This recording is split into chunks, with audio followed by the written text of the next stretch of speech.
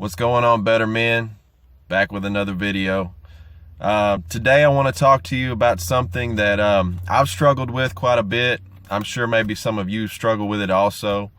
And that's the topic of success. And in our own lives, what we feel success is, in the world, what the world feels success is. Some of you may be on cloud nine. You might be working the job you always dreamed of. You might have the female of your dreams. You may just be living the most perfect life. Chances are, though, you're not in one aspect or another. Nobody's life can be completely perfect. So we get discouraged. And we begin to question, why is this part of my life not working out? Why don't I have a big bank account? Why don't I have the toys that my buddy's friend has? I want that.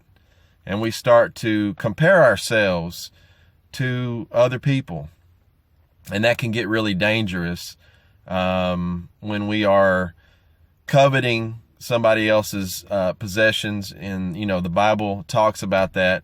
But basically, I just want you to know that your success is not based on money. It is not based on assets or any other thing that you can collect just to lose when we leave this earth. These things are temporary fixes. They're temporary highs. They're things that, they're not going to stay with you. We have to invest in ourselves, in our families, our children, our friends, and into our soul, because ultimately that is what matters the most. This world is temporary. Our lives are temporary. And I want to give you a couple of quick examples from the Bible that talk about, in my opinion, success. Okay, so in Proverbs 16:3, the word says, "Commit to the Lord whatever you do, and he will establish your plans." So guys, what this means is that in everything we do, whatever plans we have in maybe, your career, your marriage, your family, we've got to commit it 110%. And God is going to bless us, and he's going to establish our plans. Now, he may throw in a few curveballs. He may do some things and change some stuff up a little bit to get us where we need to be. But overall, if we commit it to God, if we dedicate it to God, if it glorifies God, he's going to take it and he's going to bless it, and he's going to run with it, and we're going to prosper. Okay. Guys, again, I'm not saying that it's not meant for us to have things. I know that the Lord does want us to have things. He wants us to be happy, and he wants to see our families be happy and blessed. But just remember, guys, and I'm going to go back to the word on this. Jesus came and was born in a barn. Luke 2:7 says that Mary gave birth to her firstborn, a son, and she wrapped him in cloths and placed him in a manger because there was no guest room available for them. So Jesus came in, the ruler of this world, the creator.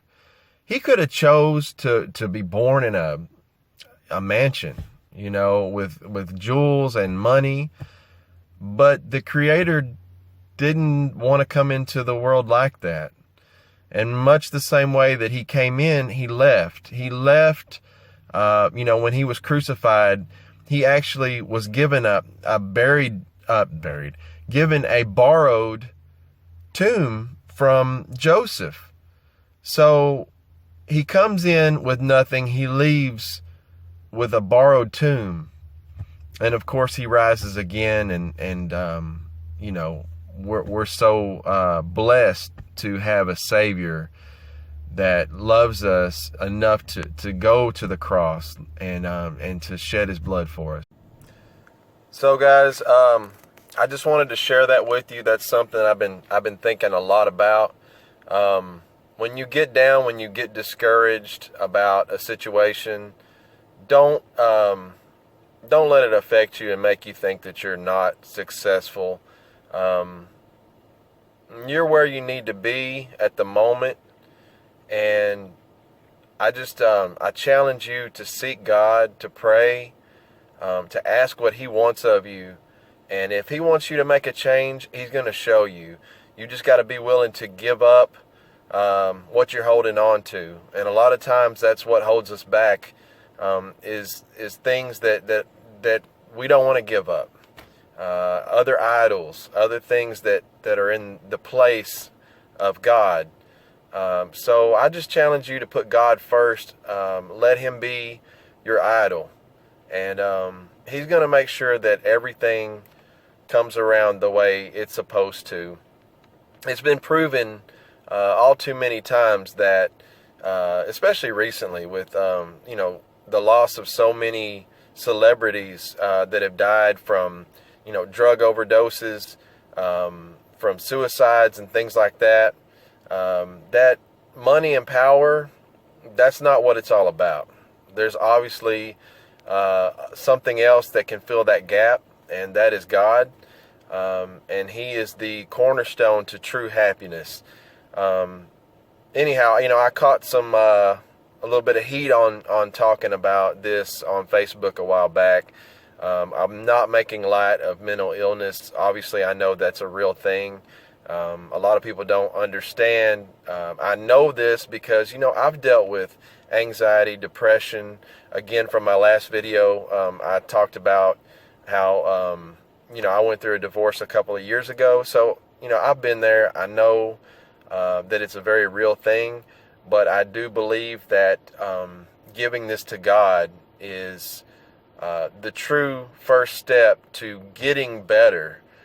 Whether that is seeing a doctor or whatever. So anyhow, keep watching, and I look forward to ministering to you guys one-on-one. If you need me, get at me. Thank you.